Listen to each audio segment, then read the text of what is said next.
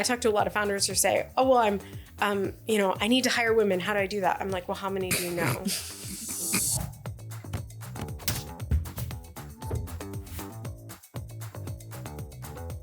Hello, Budgie Gamawara. Welcome. It's time for Startup 360, the weekly show from Startup Daily on tech and the people behind it. I'm Simon Thomsen, and you be? Majella Campbell.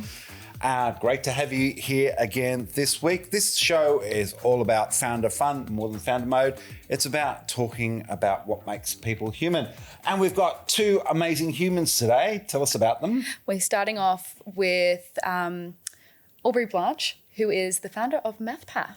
Yeah. And so interested to hear with what an she has amazing to say. CV, having worked at Atlassian in its early days and more recently at Culture Amp, helping them get their ducks lined up. Really incredible speaker. Always love having conversations with her. It'll be a lot of fun. And she always has plenty to say. Expat American who now lives here. So a great story. And who have we got for 10X? We've got Ben Chong from Right Click Capital. Yep. Say that 3 times fast. See, he's an old mouse guy because otherwise it would have been Right Swipe Capital, I reckon. If it was a slightly younger generation.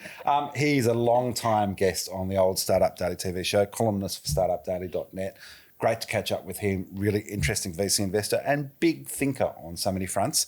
Listen, before we go any further, I do want to say that Startups 360 is supported by Vanta, helping startups unlock market opportunities through automated compliance. So thanks to Vanta.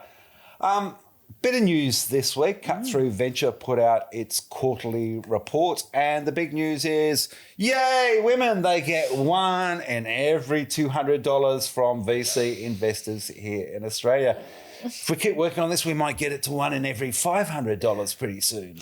It's disappointing to see that it's continuing to go down. I just wish it was a different way. Well, they should be doing more in that space. Look, it was interesting overall in that it was quite quiet. 76 deals in the 3 months of the June quarter, 812 million invested all up. Of course, the figures are bumped up a little bit thanks to Airwallex, 232 million in that Series F that they did. So that's more than a quarter of the entire investment in this quarter of the quarter. But of course, it's a drop of something like 47% on 12 months ago. 18% down on the March quarter. Mm-hmm. It's tight. It's tough. And if you happen to be a woman founder or a part of a group, you got a grand total of $29 million. Woohoo! Big money. Wasn't 90% of that, or the mixed team ones, also going to Airwallex? Yeah, no, because you've got to count the 232 mil. That's the excluding number.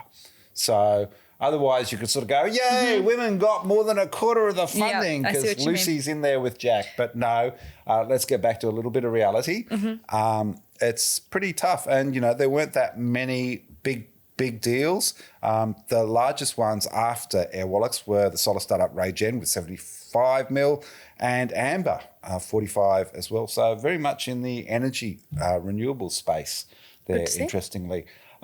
And I think it also got down to quite small levels in terms of $4.5 million was enough to get you in the top 30 this time around. So the top half of investments. So there was a lot of small bets being placed. Yeah, it's obviously very competitive as well. They said 90% of investors rating that the deal flow is good or excellent.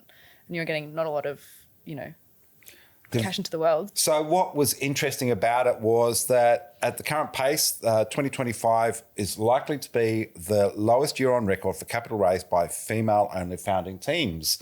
When we say on record, I think Cut Through is now about 3 years old. Mm-hmm. So, but, we've had this argument for long enough. We know the numbers, we know the data.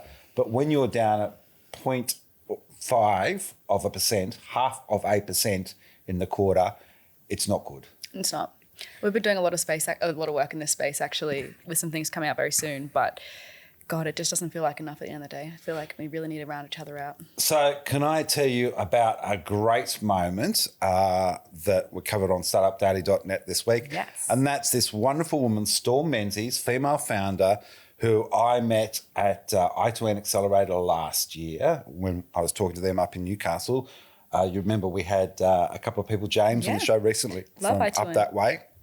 Now, she's been trying to get funding for what is makeup for people who might have disabilities. Remarkable has also been a good support of what she's doing.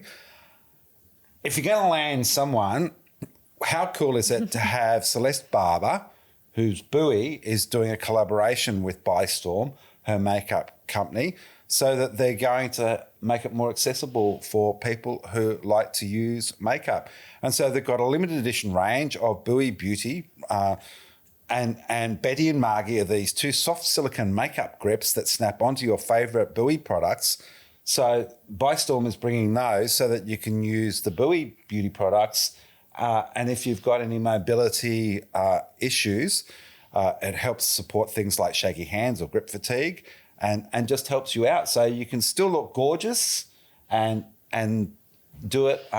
Everyone can do it. I love this. This is so exciting. I think it's also going to be great for, older Australian or elder people as well, the shaking, all those sorts of things. So I think it's always so exciting when you start to see people paying attention to, all those everyday sort of things that you need. It's often so overlooked, and disabilities come from social contracts. And when I was doing my TV show on Ausbiz, I used to put on, the foundation, not sort of Trump level bronzer. You could pull it off though, Simon. But I did. As the only problem is I apply makeup like Jackson Pollock applies paint. So I kind of gave up, and you just get me nowadays. But I just think this is brilliant, because I know for so many people, a little bit of makeup is really important to their sense of being. Absolutely. It's such a wonderful thing, I think. It's a great way for people to express themselves artistically. So giving people the opportunity to do that, there's confidence, it's everything.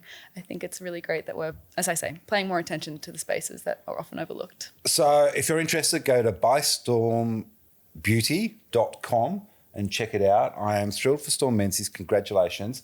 And well done, Celeste Barber. Hopefully we'll see a little bit of that on her Instagram account, because that's always fun to watch. Yeah, always fun. All right. Well, we've got a great show ahead. Should we get our guests in and kick things off with Aubrey Blanche? I'm excited. Let's go. All right. We'll be right back. Welcome back to Startup 360. We are joined with Aubrey Blanche. Welcome, Aubrey. Thank you so much. I'm so excited to be here. Long-time listener, first-time guest. I know. I got really pumped when I invited her on. And it's one of her favourites on Spotify. So I kind of went, oh, that's so exciting. But great to have you here. I'm so glad to be here. I've known you, I remember sort of first banging on about AFL to you when you were working at Atlassian like a decade ago, saying, oh, such an amazing sport, because you were like, what's AFL at the time? I still don't understand AFL. It's like, it's not my most American trait, but it is up there. We'll get there. This is my one goal in life nowadays, for Aubrey sort of to get, because there's some great diversity in it. You're going to love that. I mean, well, thankfully you also tried to get me on AFLW, because in general, I only watch women's sports. I will make it to a game this year. Good. Anyway, should we ask some serious questions? Well, I was going to kick off with a general question. So, founder of Mathpath, tell us a little bit about yourself, your journey, all the ins and outs. Yeah, so the Mathpath is my equitable design consultancy, where I work with businesses on what I like to think of as ethical and equitable operations. So whether that's scaling values in your business strategy, or implementing equitable people and culture kind of on a fractional or advisory basis, or building AI governance frameworks that really think about responsibility at the heart, I kind of am the person you call when you want to do the right thing while also growing your business. And I really learned all of my tricks of the trade scaling up Atlassian and Culture Amp. So despite my accent, I've actually spent the last 10 years in high growth Australian tech. That's awesome. What's that experience been like for you, especially sort of the cross-cultural stuff? Because of course, Atlassian, it is a decade since they listed on the Nasdaq. Had an incredible journey and path, but it's as much an American company as we call it an Australian one nowadays. I think that's true. So I learned so much about the deceptive levels of difference between American and Australian business culture. And it was something that really took me by surprise when I first came to Sydney. So one thing to note is that Americans come across as incredibly arrogant. to Australians. But it's really important to say to Australians that it's not necessarily that we're all sociopaths, but rather that like there is such a level of competition that self-promotion is a survival strategy in American business in a way that there's just a different set of norms here.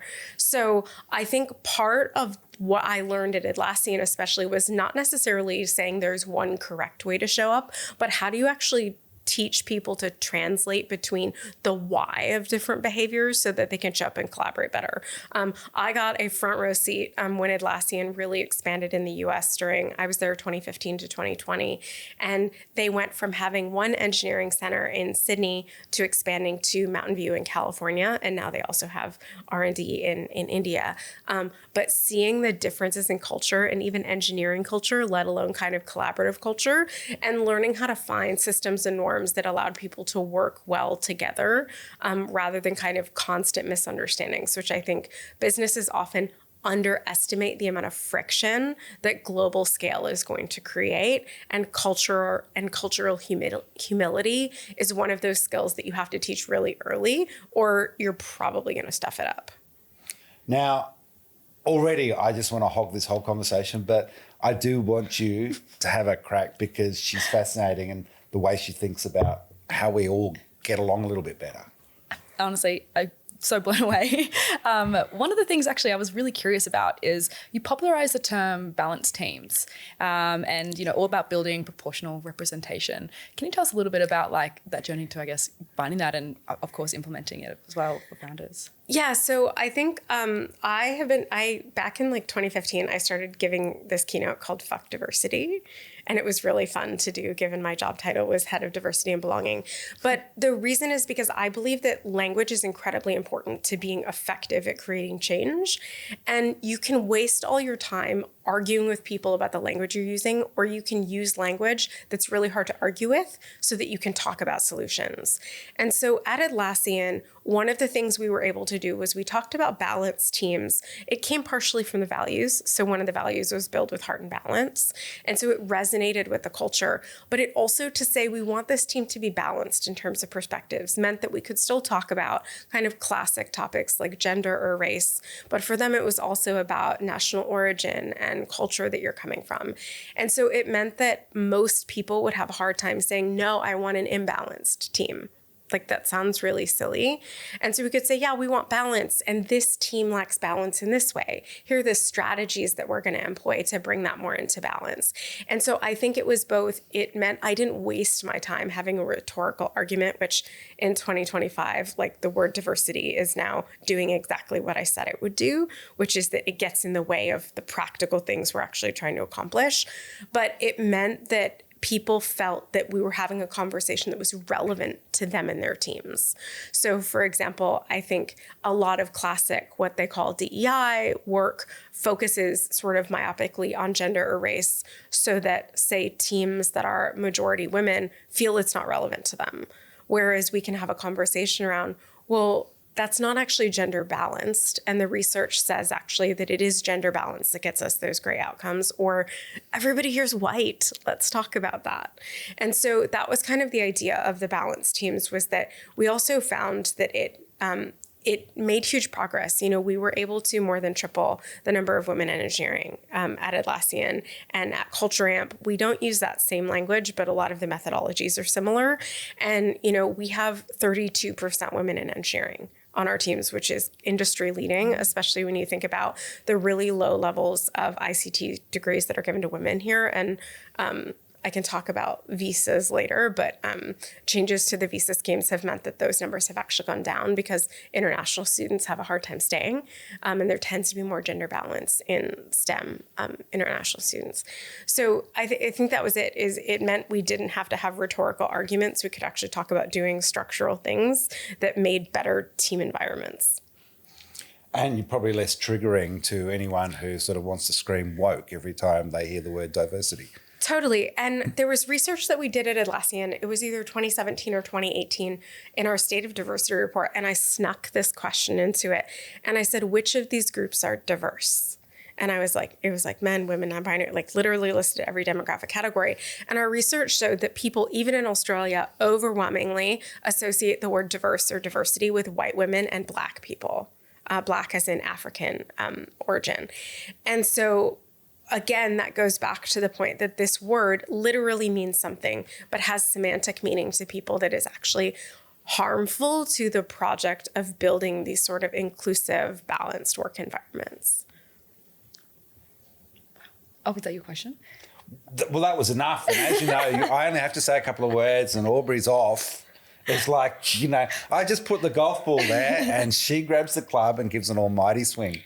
Well, I always have a data point. That's just. I think that's great. I wish I was that prepared all the time. This is fantastic. But well, I will pick up a little bit more because Culture Amp, of course, is laying down the pathway for companies to figure this stuff out, to make sense of it. Talk a little bit about that interaction, because I go back to the thing that often, if you believe social media, everyone sets out to be a dickhead.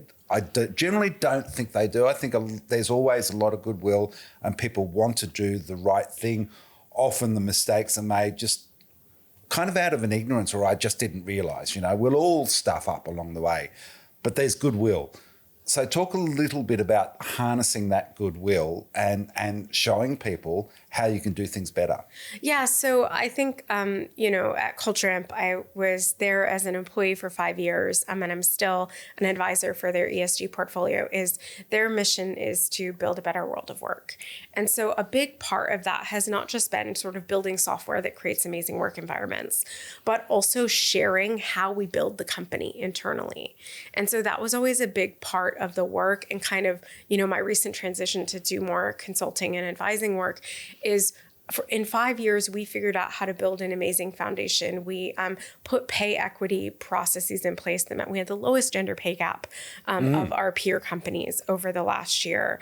And so we really felt like, well, I think no one in the leadership team at Culture Amp would say, oh, we've nailed it, we're done. I don't think that's the attitude.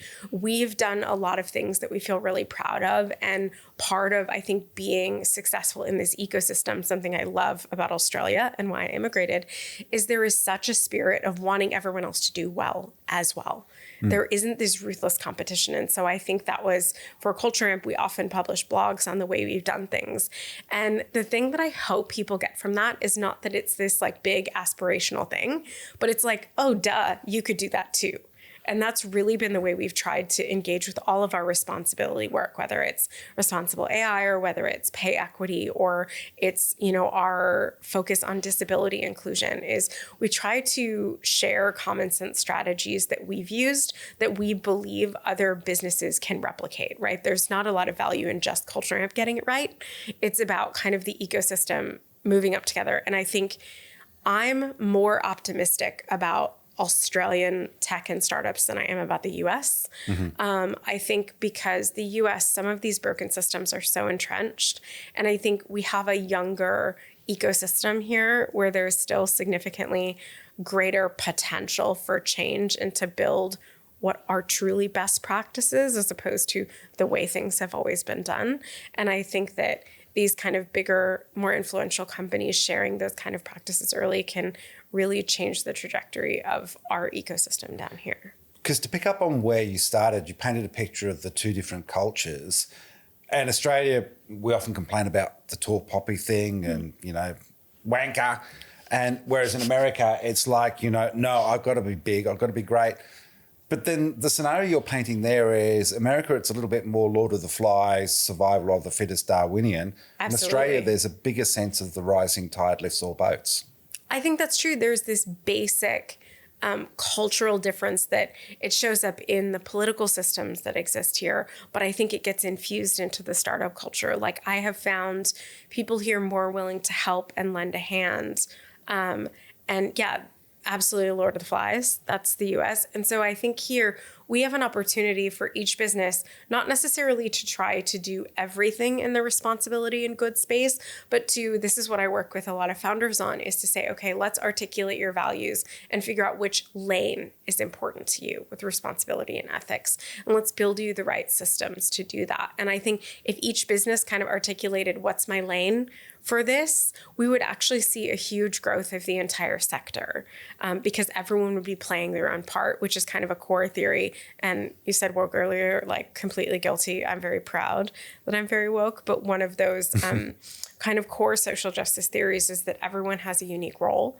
And I think that's something that I hope anyone listening can take, is each business, each founder, each leader has a unique role in doing well by doing good in this ecosystem. And part of it is sitting down and figuring out what that role is for you. Absolutely. I love that. I'll stop now. A little while ago, you one of the terms you used is like about making sure that people are successful, not just, and I guess my question is then, like, what's the difference between, making something successful or using diversity or DEI for like participation's sake or for optics? What do you feel is like the key difference that somebody who's focusing on making something successful versus a company that's not?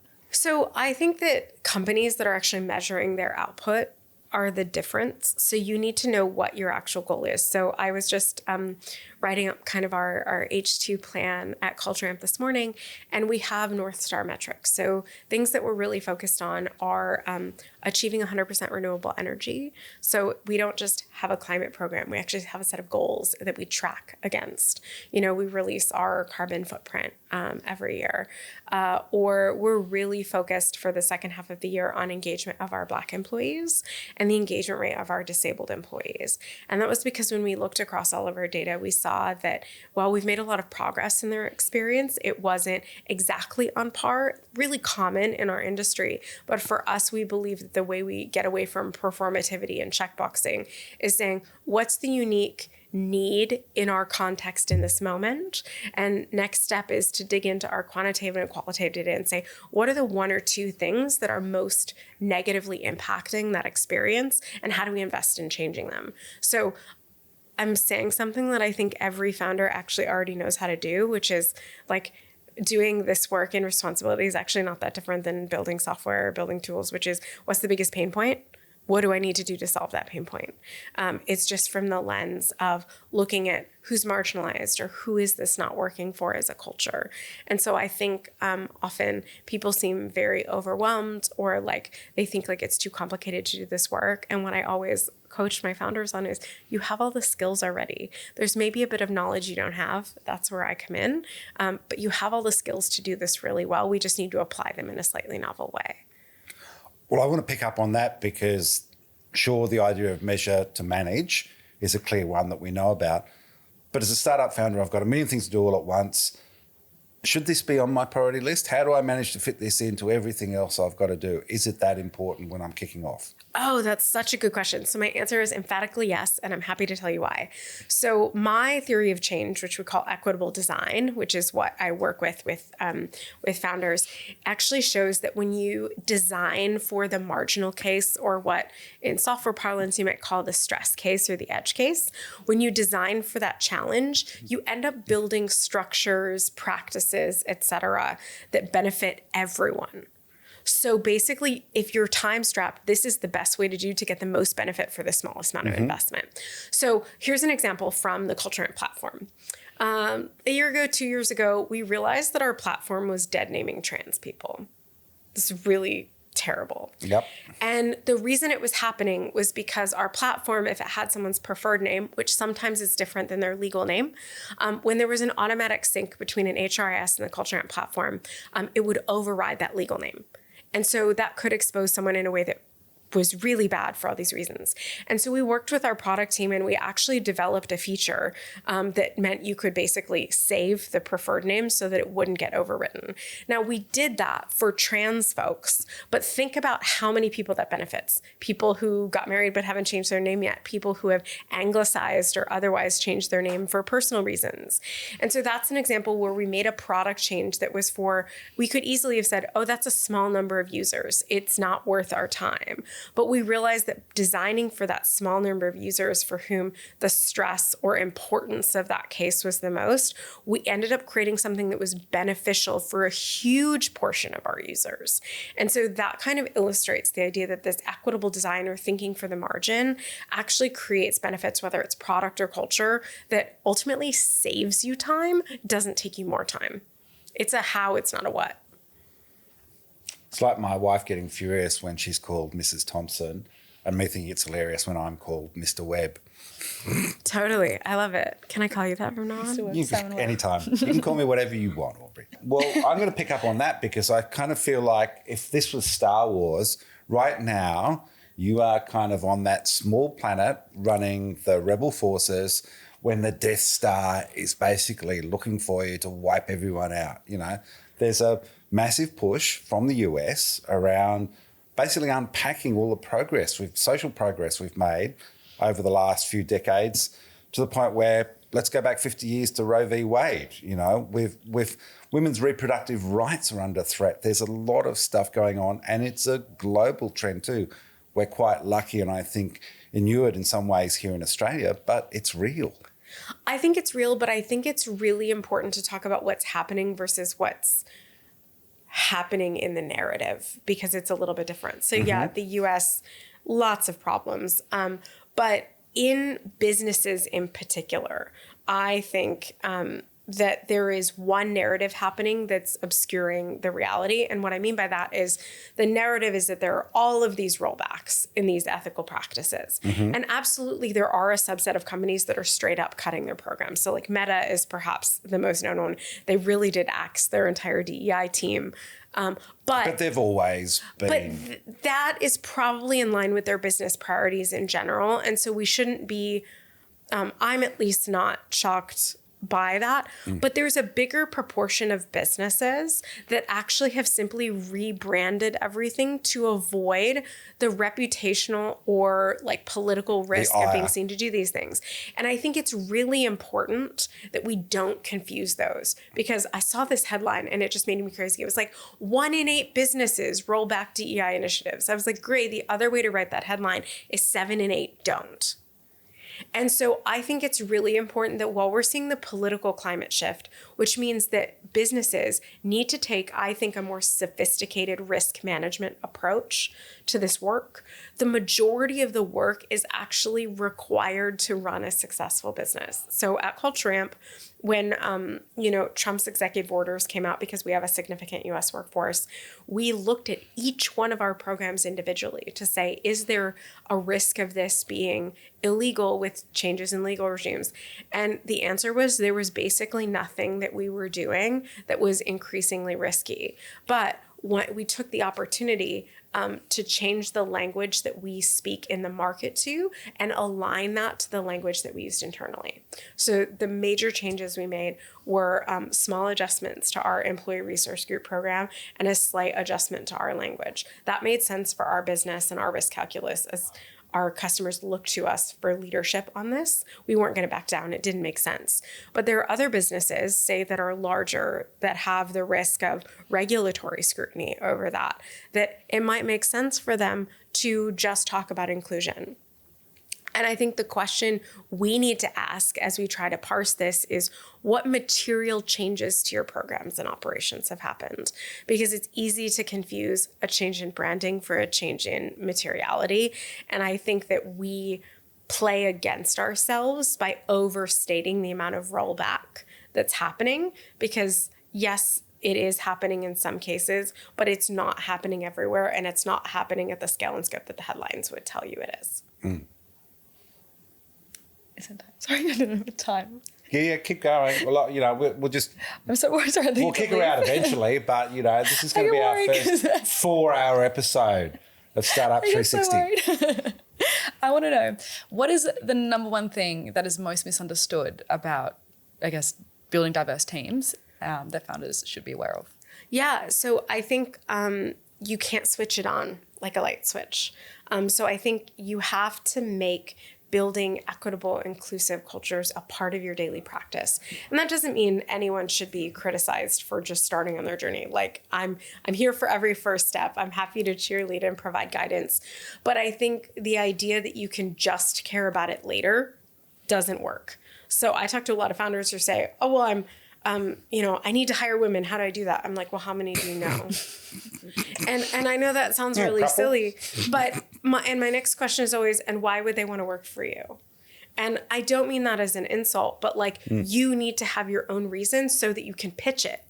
And so I think that's it, is when you start to think about it, like step one, if anyone's listening, start to diversify your media sources. So make sure that you're reading perspectives from a broad set of people. That is both because it will give you a better view of the world, but also because it actually starts to train your brain to subconsciously respect and value the opinions of people from different groups, because I guarantee you've been socialized to value specific opinions when they come out of specific people more.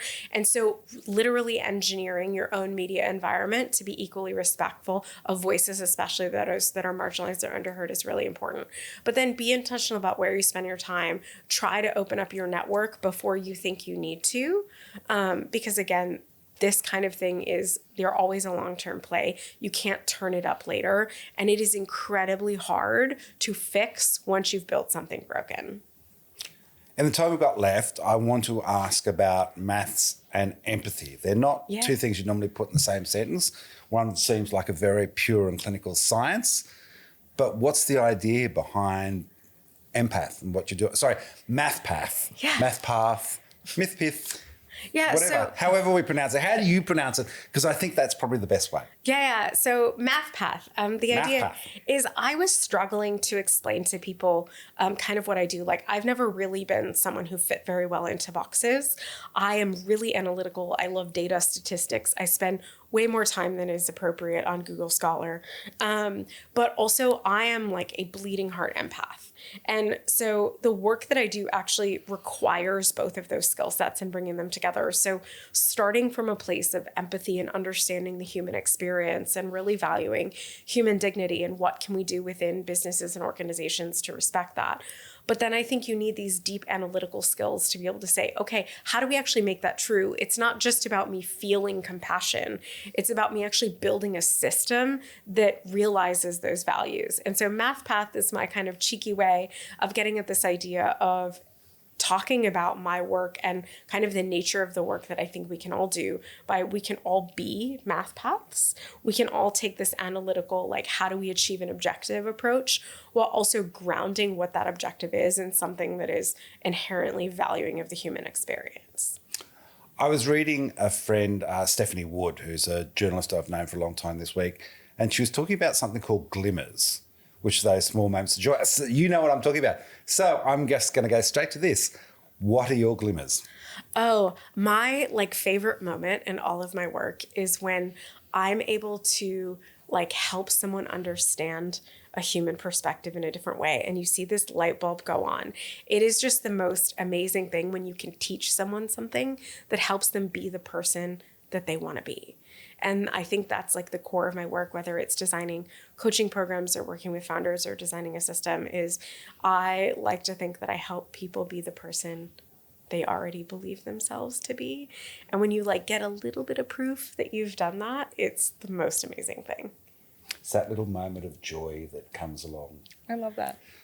Talking to you fills me with joy every time. Aubrey Blanche, thank you so much for joining us on Startup 360. Thank you, as always, for your amazing insights. It's just, isn't she the best? 10 out of 10. Oh my gosh, thank you for having me. All right, so I'm available. You're coming to the AFLW as well. Oh, absolutely. And we'll keep this conversation. We might even watch some of the game.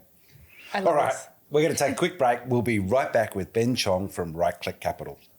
Welcome back. You're watching Startup 360 with Simon Majella and our guest for 10X, Ben Chong, partner from Right Click Capital, also the Founder Institute. This is a man with a lot of hats. He doesn't wear them because he's got a great head of hair, though. That's the difference. Ben, great to have you in. Thanks for joining us. Thanks for having me.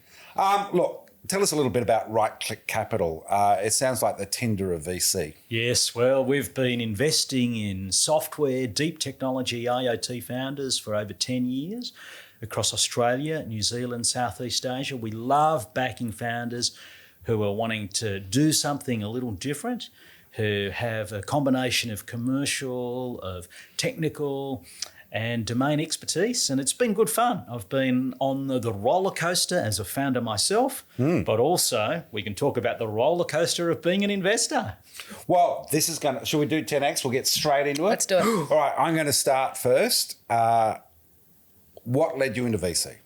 I had been a founder, having started a number of tech businesses, both here and abroad, and I thought, I would like to back wonderful founders to see if they're able to make a fistful of dollars and hopefully make some good changes in the world. It wasn't that you were going to make more money on VC than being a founder. Well, I think the lure of the dollar is sometimes attractive, but what I've learned are many lessons, and happy to unpack them as the day unfolds. I think you had your first entrepreneurial sort of experience around high school. Is that right? That's right. So at high school, I was really fortunate to be part of this program called Young Achievement, where in year 10 or year 11, we were able to create companies. It had the blessing of the ATO, so we could go and raise money. See, ASIC even must have approved of it at the time. Maybe it was called the ASC back then. They allowed us to go and raise money from people. We put the money into a so-called company, and our company, we had, I think, about 15 girls and 15 boys who joined together from various schools, and we created jewellery, earrings, necklaces. I wasn't allowed to wear the earrings at my school, but I could wear the necklaces on the weekends, and we sold them at the markets. And I'm pleased to still say that after the 6 months that we ran this business, we were divided up into different roles, including production, finance, marketing, etc. We sold these at markets around Sydney, and we were able to return a profit to our investors. So that was very cool, being able to raise money and then to return more than $1. It takes me back. I did it too when I was young. It was down at Simplex in Brookvale. Ah, yes. And we did rubbish bins. They had some surplus product that we repurposed and fixed up and sold. And yeah, we did the same thing and made a profit. And that was my first taste of that too. It was a great little experience when it came to entrepreneurial ideas. That's right. I think we only paid ourselves something like 20 cents an hour by the time we did the maths. Which is fine because you could get 3 potato scallops for 20 cents. Exactly. Back in those days. So, exactly. And a killer python. Killer python for 10 cents. Well, they hadn't even been invented. Right. Okay. Or the red frog. Yes. Very good. Oh, I'm incredibly jealous. I wish I had that. I need to bring that back. So, founder life. What was the bit where you thought, do I want to keep doing this path or do I swap over?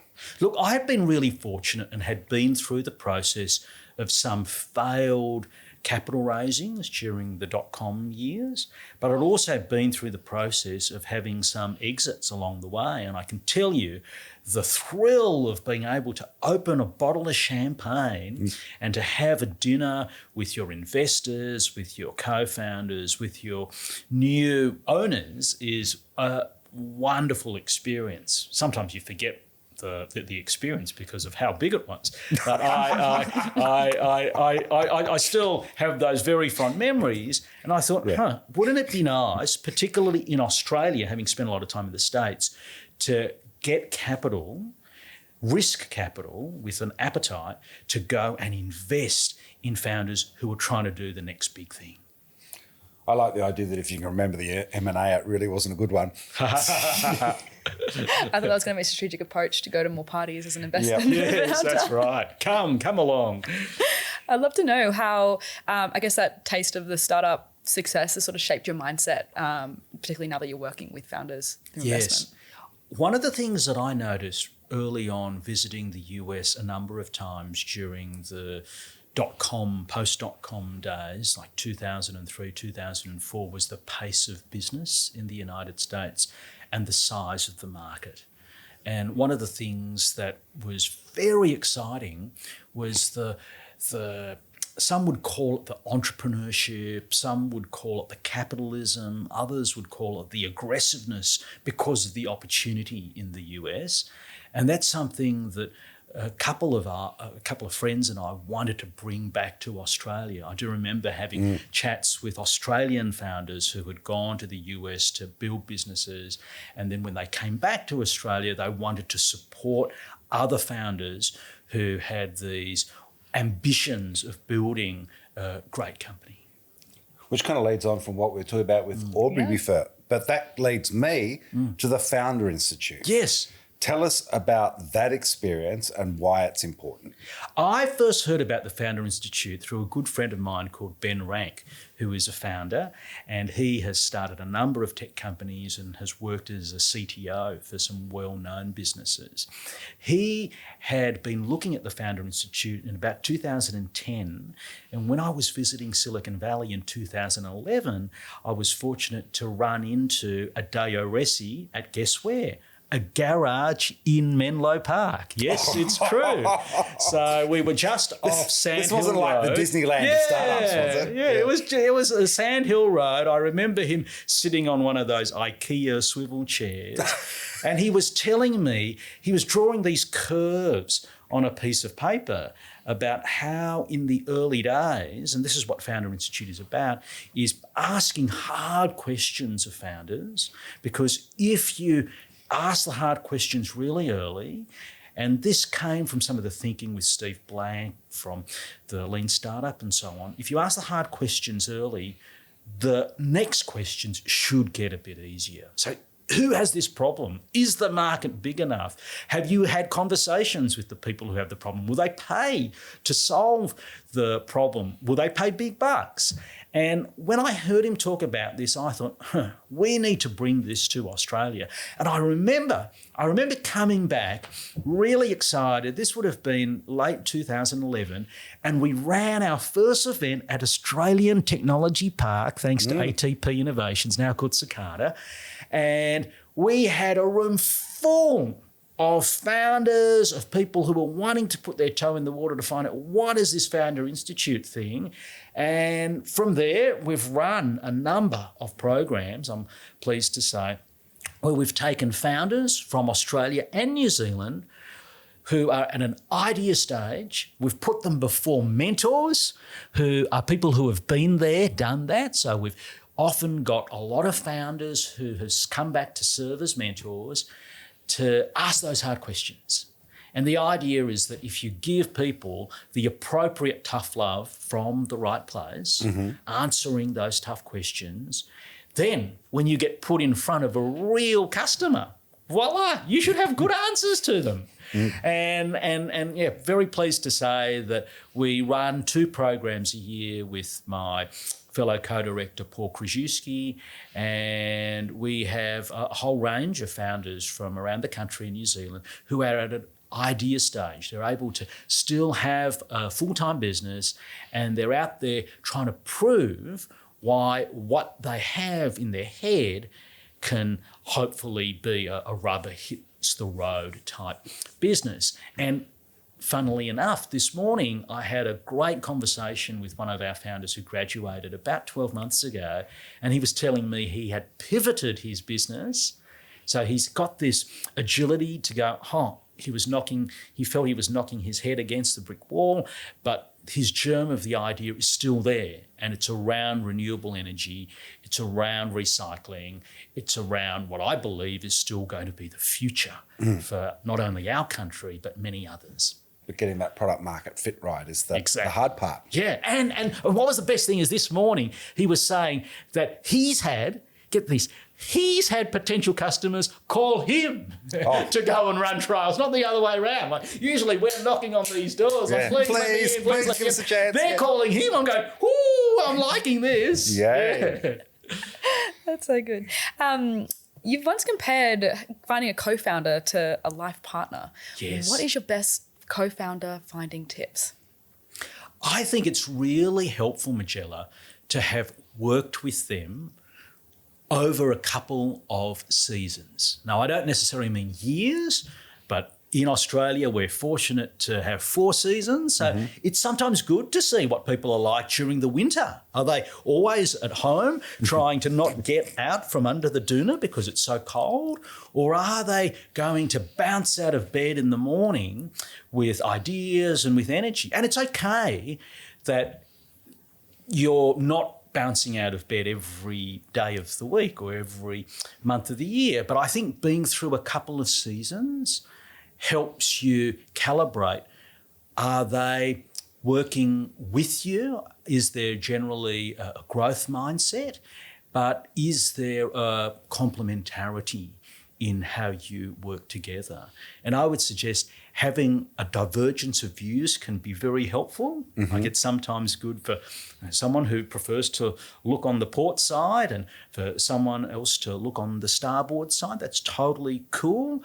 But obviously there needs to be enough commonality so that you can high five and move the business ahead. So I would say seasons, having that complementary life experiences, and then most of all, a hunger to go and solve the problem for your customer. So yin and yang is good, but you still want the Venn diagram with enough of a circle there where you guys together. Yeah, exactly. So there needs to be enough of the overlapping portion of that diagram, but I think if it's a complete overlap, I'm not sure I would like to live with another version of myself every day.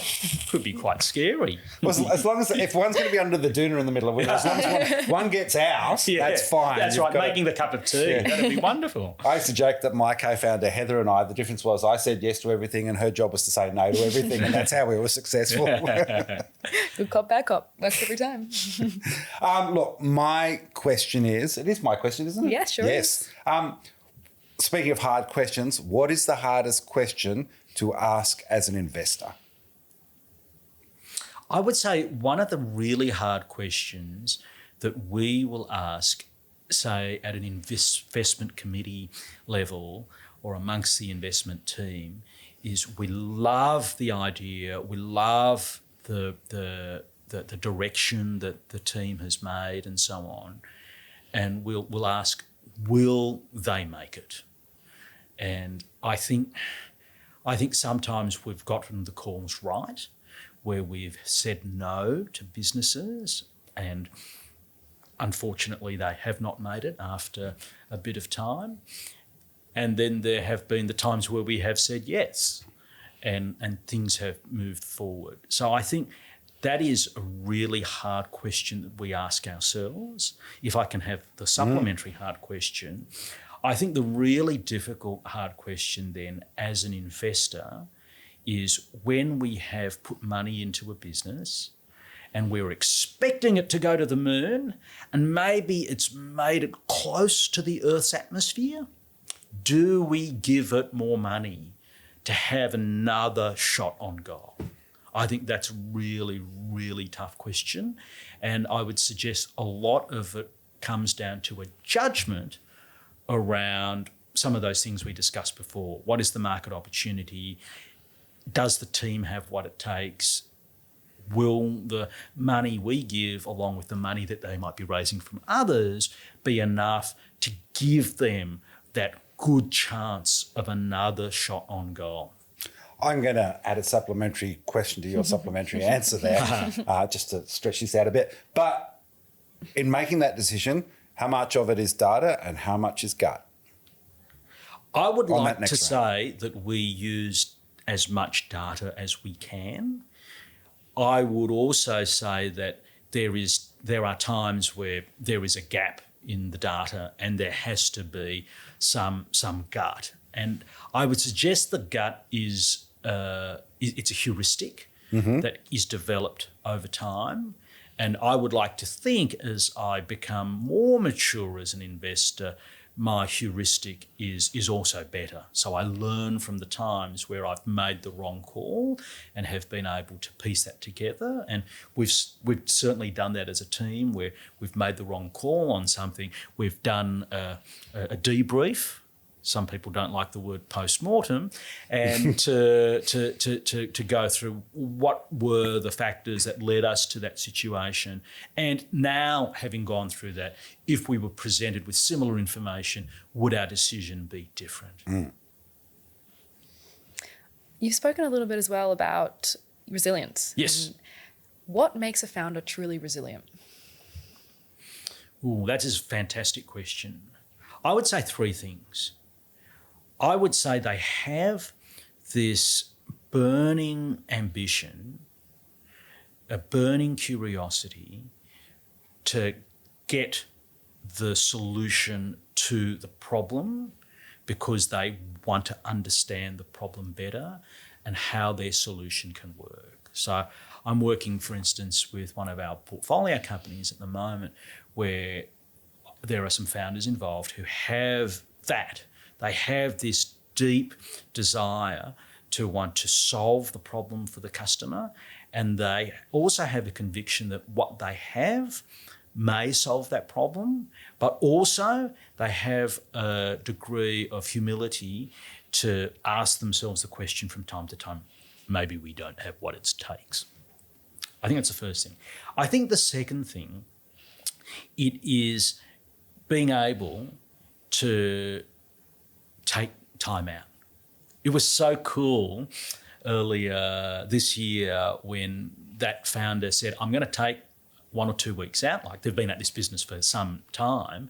I want to take 1 or 2 weeks out to recharge my batteries before I get back into it. So I think taking time out, having a deep breath helps build this resilience.